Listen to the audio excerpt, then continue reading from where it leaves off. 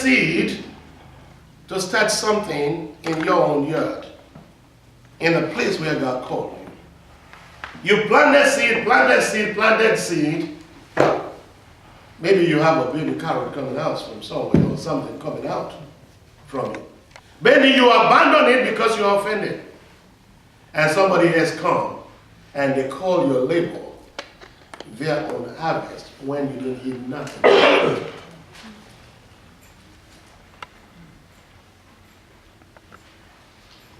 I wanted to learn from what I'm saying. It's deep, very deep. Jesus. Now you already know me anyway. I'm too deep for some people. If you never hold my shirt, you may drown. You gotta learn how to hold the tip of my shirt so that you won't drown. I wanted to listen to me. This guy here with some other great men. They held my hand and they said, Pastor, wherever you go, that's where we're going. I call them the mighty man that God has given me. But all of a sudden, offenses come. They started dropping off one by one because they cannot endure furthermore. But they labor so hard to sustain what God is doing that they are not here to eat the fruit of it.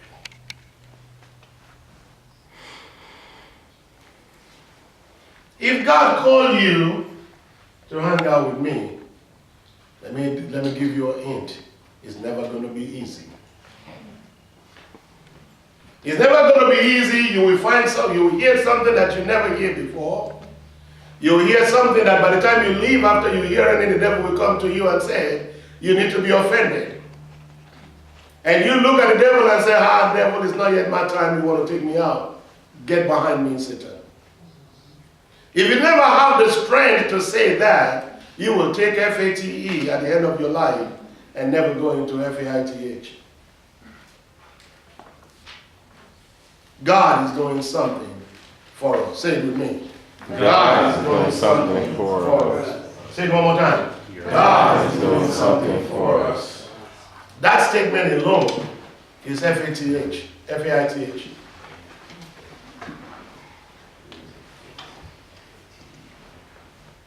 Well, but how are you going to do it? How is it going to happen? None of my business. I just know that the Lord is doing His work. That means what we needed, what you needed is the work of God. Turn to somebody and say, what you need is the work of God. What you need is the work of God. Yeah. The work of man ends, the work of God begins. Wherever the works of man, the ability of man, the struggling of man, the I can jump of man, I can do it of man, I can say it of man, I'm so eloquent of man, wherever it ends, that's where the work of God begins. But Pastor, I'm trying. Let every trial be a liar. Everyone that said I'm trying, let them be a liar. Because trying will never walk the work of God. The only thing that walks the work of God is knowing. Somebody say knowing. Knowing. And you don't know here, you know here. Somebody was talking to me the other day. I said, I know like I see the palm of my hand, and I know the palm of my hand. That's how I know that God is doing some good thing in the land of the living. Mm-hmm. And He's doing it for us. And He's doing it for us. He is our God. He is our God. And you already knew that I don't normally talk like everybody anyway. Right? You've been around for a long time.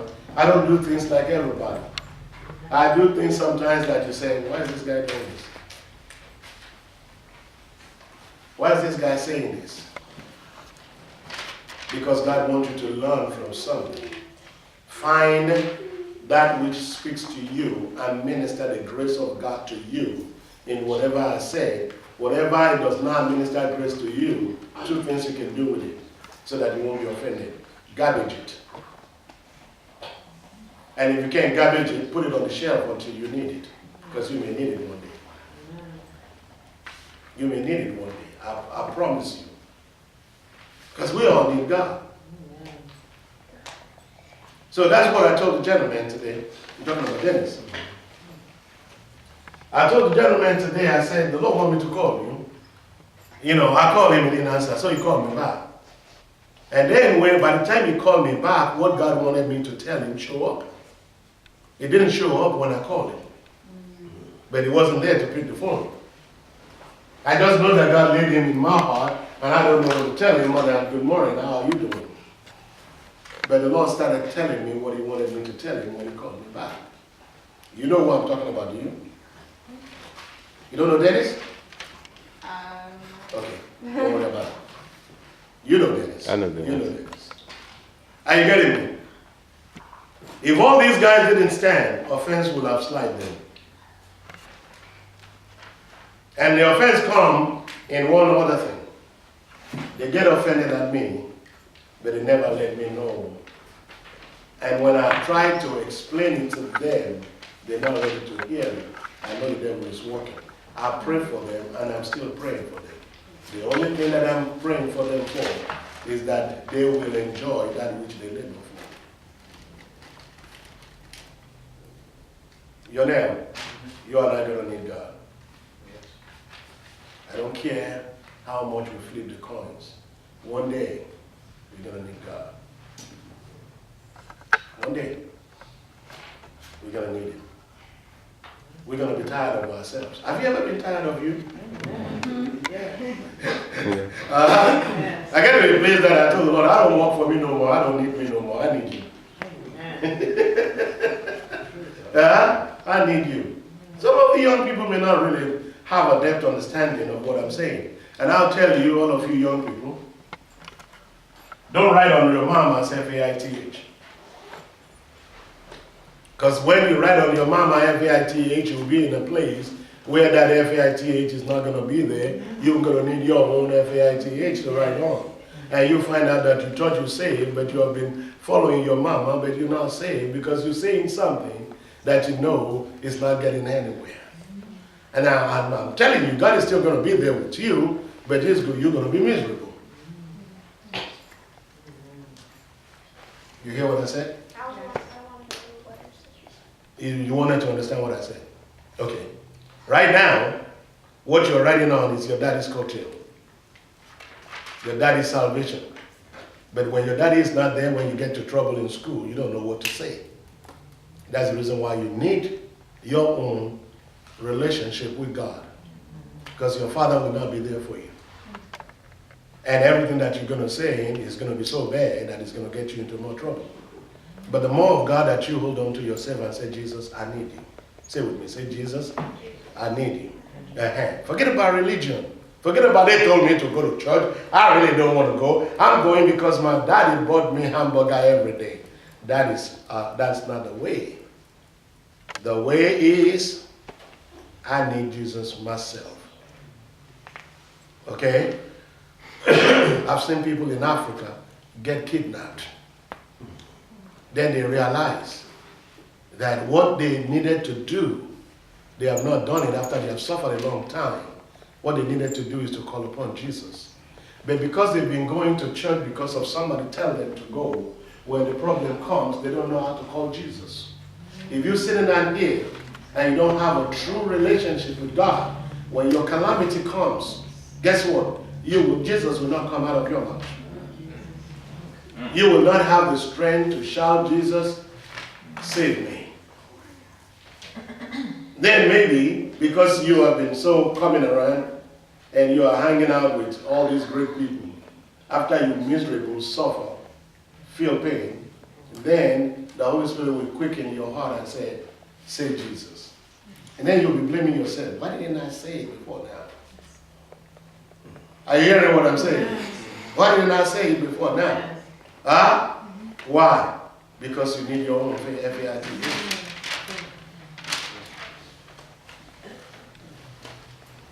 Brooklyn, where's your purse? Your purse. You got a lot of money in it? No. Are you sure? I'm positive. But it's still yours. Still mine. It's still yours. You won't let nobody hijack you and take it from you. You're going to fight, right? Are you sure? No, but it's mine. It's not yours. It's mine. Are you sure? How do you know it's yours? Tell me. But it's mine. You see how you're fighting? Yes. You know that it belongs to you. You can remember the day somebody gave it to you or you bought it. Can you know Jesus like that? Can you know Jesus like that? That when the devil wake you up in the middle of the night and tell you your life belongs to the devil, and you can tell the devil, no, baby, you're too wrong. This is my life and it belongs to God. Amen. Are you getting what I'm saying now? Can you really, really, really fight for your husband? Devil, you're not taking my husband. I am not going to let you. Can you fight for your mama? Can you fight for your daughter when the devil is spanking them on the head, beating them up, knocking their head against the wall? My daughter texted me this morning. Faith, good morning, Daddy. Oh, I sought the opportunity to preach to my baby. I begin to say, hey, good morning, my blessed daughter. He said, I wanted to know your mom and I love you. And I wanted to get yourself up and go to church this morning. Take your family with you. Reminder, that girl about a week was preaching to me on the phone. Then a couple of days later, she said some other things that I said, okay, baby, I understand where you are. Are you getting what I'm saying now? So how is the devil going to take my children? I got to fight for them. I already have a covenant with God over my own children. The devil can't kill none of them no more. No matter where amount of danger that they are in, that's the covenant is established. Now, he can spank them when they get out of line. I can't do nothing about that. But all of my children know this. The devil can't kill my children. They are covered in the Shekinah of God. Now they're growing up now. They got to find their own Jesus in their own way. And that doesn't stop me from fighting for what God gave me. Don't ever stop fighting for what God gave to you. Don't ever stop fighting for what God gave to you. Don't let the devil take your wife. Don't let the devil take nothing that belongs to you. They may be saying, my children did this. They say, they are great children. They are not because they are your children, but they are excellent kids because they came out of me. Don't ever forget this. That so many times we cook the white greed out of a black pot. I knew somebody over there. The white greeds that we eat so delicious, many times comes out of a black pot. If I gotta say I'm not good, but I gotta call my children good, now I know that Jesus is my Lord. I gotta call my husband good. Yes. Don't ever let the devil take your husband and your children. Don't ever say, well, that's my faith, I take it, F-A-T-E, the devil is just doing it, I'll just follow what the devil is doing. Shut up your mouth.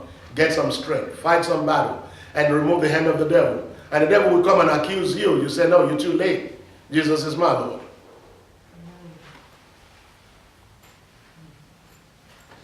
You're too late, devil. Jesus is my Lord. Say with me, say, devil, you're too late. Devil, you're too late. I belong to Jesus I now. belong to Jesus now. If he can kill you before you come to Jesus, he will have killed you. But thank God he can't kill you no more. He can mess up with you, harass you, try you and say, do you know who you are? And then all of a sudden you stand up like a giant and say, I know who I am. I belong to Jesus. So devil, get out of my house. Get out of my body. Get out of my mind. You can play with my mind. I used to tell him back in the days, don't turn my head to the ping pong table. You can't play well on it. And punching you, taking you here and there, they take you over there, bring you back over here, take you over there. I said, no, my head is not a tennis court. Don't start throwing things around in my head. Then I learned the secret through God. When I lay down and the devil started pouring some things, whole stuff, what I didn't do, what I did, what never happened, and started putting it in my mind. I started praying in the Holy Ghost. By the time I'm praying the Holy Ghost for 1 minute, boom, I'm gone, sleep, like a baby. Are you hearing what I'm saying? Let revelation begin to be embedded in you. Don't take junk. Don't take no junk. Sister Mary, don't take no junk. Don't even take it in your house. Put your feet down. Devil, you can't take none of my children. This is my house. And I'm saying it with authority. Say it with me. I'm saying it with authority. I'm saying with authority. No, you are saying it with authority. Yes. You see what I'm saying? When you speak with authority. When you speak with authority, don't let your mind tell you you don't know what you're saying and you can't do what you said. Guess what? You tell him, devil, get out of my face. Say what Jesus said to me. The Lord rebuke you. Bless you. The Lord who has called me to be a land, to be a Jerusalem, to be a house of God. That Lord rebuke you, Satan. I don't belong to you no more, so I don't answer to you. But Pastor, how can you say that? Satan is powerful. He doesn't have more power than the Holy Ghost that dwells in me. Say with me, say I'm full of the Holy Ghost. I'm full of the Holy Ghost. Say I'm not afraid of evil tidings. I'm not afraid of evil tidings.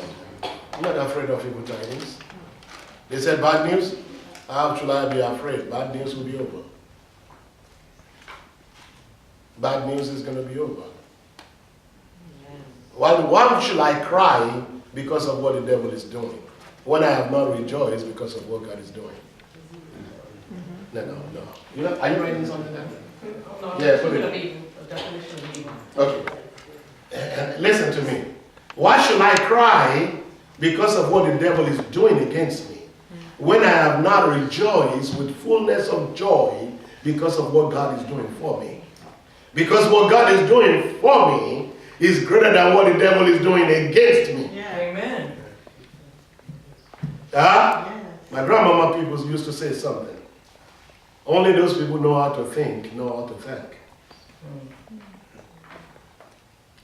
If you can think, you can see God and know what God has done for you.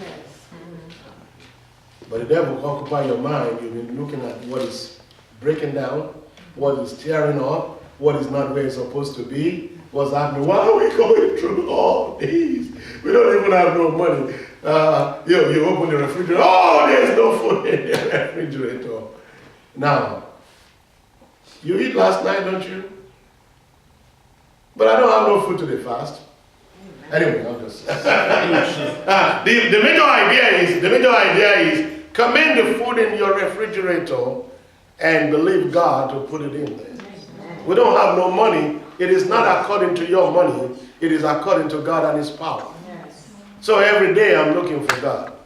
I said every day I'm looking for God. Yeah. I said every day I'm looking for God. Yeah. I'm looking for miracles. I'm looking for God to do something for me. I forget about what I can't do. I'm living in what God is able to do.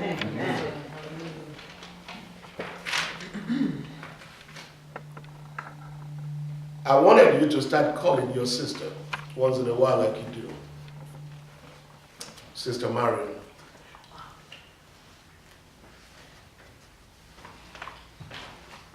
I spoke to her on Monday. She told me, right? She did. Yes. I spoke to her on Monday. We talk about so many things. Wonderful, wonderful people. Wonderful women of God. We pray about her husband. And you know me, I got big mouth. I encourage her what to do. You sleep, lay your hand on that man and said, Holy Ghost, get at him. Fill him up. Fill him up. Give him understanding. Give him knowledge. Don't let the devil tell you that he doesn't have no understanding and he'll be this, he's that. No, he wanted to put fear in you. Don't allow that. Fight for what belongs to you. That's your husband. You guys have loved each other for years. And God allowed it. So I tried to call her after that to say, are you really doing what I told you? Because he told me, he said, Pastor, I'll be obedient to you. I said, good. Are you really doing what I tell you to do? But I couldn't get to her. Because every time I wanted to call, I feel it in my spirit. Like, don't call her. Don't call her. Not yet time. I tried on Thursday to force myself. God said no. I was wondering, why, God? Why are you saying no? But I still have to obey God anyhow. You understand what I'm saying? So if you don't hear me calling you, I'm glad that you don't have no problem. There's no reason to call me. So suddenly on Friday around 10, 11 o'clock, the Lord started flooding my head with her name. I picked the phone and I called her. Oh, she said, thank you, thank God that you called me now. I just came from the doctor and the doctor tested me and said, there is no trace of cancer in my body. No, don't just do that. Don't do that to me. Come on, leave everything in your hand and clap for Jesus.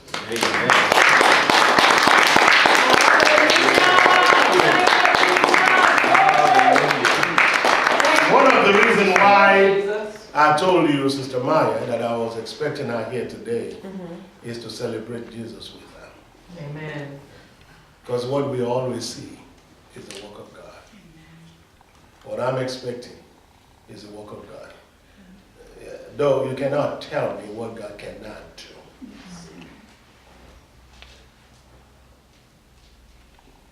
Des, you can't tell me what God cannot do. I won't let you. And the devil don't talk where I stand. I won't let him. If you come around me and talk, the devil talk, I'll tell you, not today. Or I speak over what you said because I got more power than what the devil is speaking. I got more word in me than what the devil is saying. So I speak over what the devil said and I'll reverse it. Are you getting what I'm saying? Mm-hmm. Reverse every negative things in your life. Reverse it. Reverse the negative people in your life. Let them go sit down somewhere. Reverse it. Speak against the negativity, not against them. And if you feel that you don't have enough strength to bring them to positivity, push them out for a little while. Why? Let them be on the stool in the rain and the sun somewhere. Let them suffer a little bit. And then one day they're going to ask you, we saw joy in you. Well, how do you get it? And you can put the word of God into them and it will go right down into their spirit. Because they can't shake it off. Hallelujah. But last Sunday I asked my sister Marion, I said, woman of God, I said, what did the doctor say? She said, I've not been to the doctor. I said, I'm not looking for evidence. Say with me, say we don't look for evidence. We don't look for evidence. We know God. When we know God, we don't look for evidence. You're saying something over here. God has done it. Yes. It is finished. Can we live in that? Can we live in that God has done it? Say with me, say everything in my life, God has done it. Say I have no problem. I got the answer. In the name of Jesus. Say the name of the Lord Jesus is the answer to every one of my problems.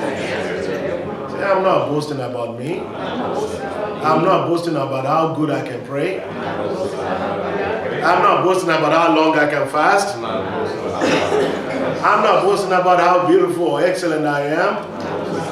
I am boasting in the name of the Lord. Say the name of the Lord is a strong tower. The righteous run to it and they get saved.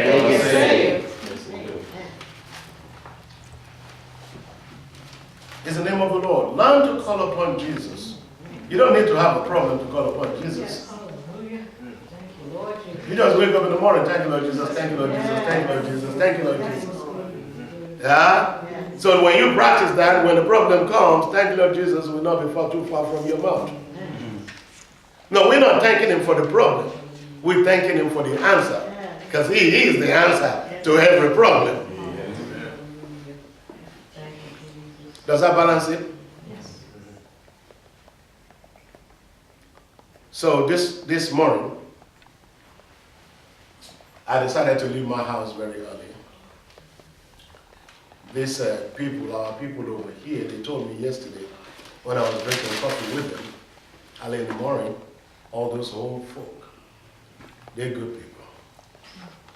You know, try to hang out with old people. You will hear stories of their life that you never know. All my grandparents, I used to hang out with them. They love to take me to their party. And I'll sit down among the old people, just a little boy like this. I'll be listening to them. I'll be hearing the things they did when they were young, the party they go to, the people that they met, how did they act, how did they do. Then they'll put all their bags and their umbrella in my hands. Are you getting what I'm saying? But I never knew that I was gathering the wisdom of elders. I was gathering the wisdom of elders. They may not know Jesus, but through the things that they've been through and what they did in the home, it becomes wisdom inside me. So then I end up finding out that by the time I become a teenager, all the mama and the grandmama, they wanted to share their word with me so that they wanted to hear what I have to say to them. I never know how it works. I remember my mama asked me a question one day, said, son, what do I do? And I started giving my mama some proverbs. She slapped me on the face and said, son, wake up, boy. That's not what I'm asking you. Are you getting what I'm saying? So what am I talking to you about is,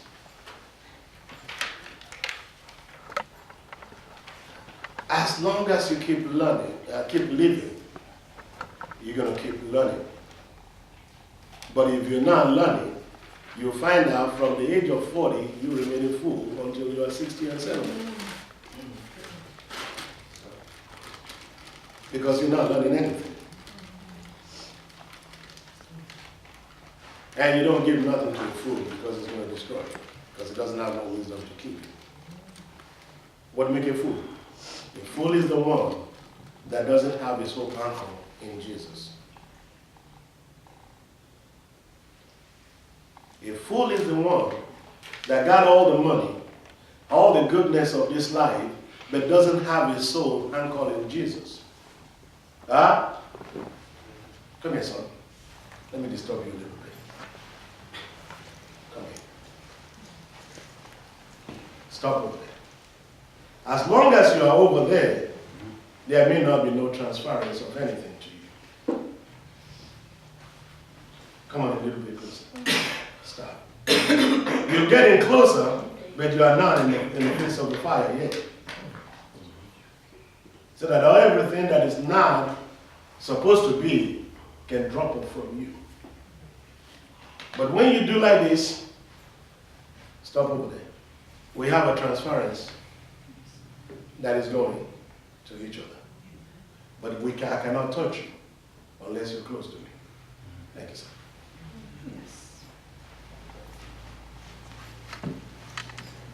I chose to use you because I saw that you're too comfortable with your mama. Are you getting what I'm saying here? Whenever you decided to stay afar off from something that can make you are not going to get it. Your mama said something to me last week. She said, I'm glad I came to church on Sunday. Bless you. He said, how about that? I said, how about that? She said, because I came to church on Sunday, I have an understanding of certain things that I never know how it happens before. She get close to the fire. And that lack of understanding get burnt out of her so that understanding can show up through her. Are you getting what I'm saying? Same thing you. The same thing me. I got to get close to the fire of God so that that which is not of God can burn out of me.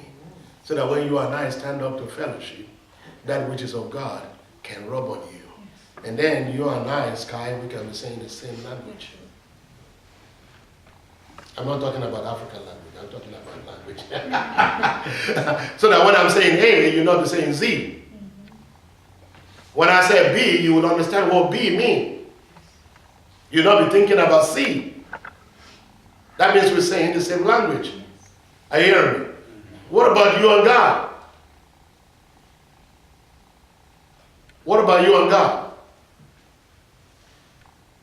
Here's how you're supposed to be. All this a little bit in, a little bit out. It's not of God. The more you are like this with God, the more what is in God is passing to you. The more you are knowing the heart of God. So you can say, I'm supposed to.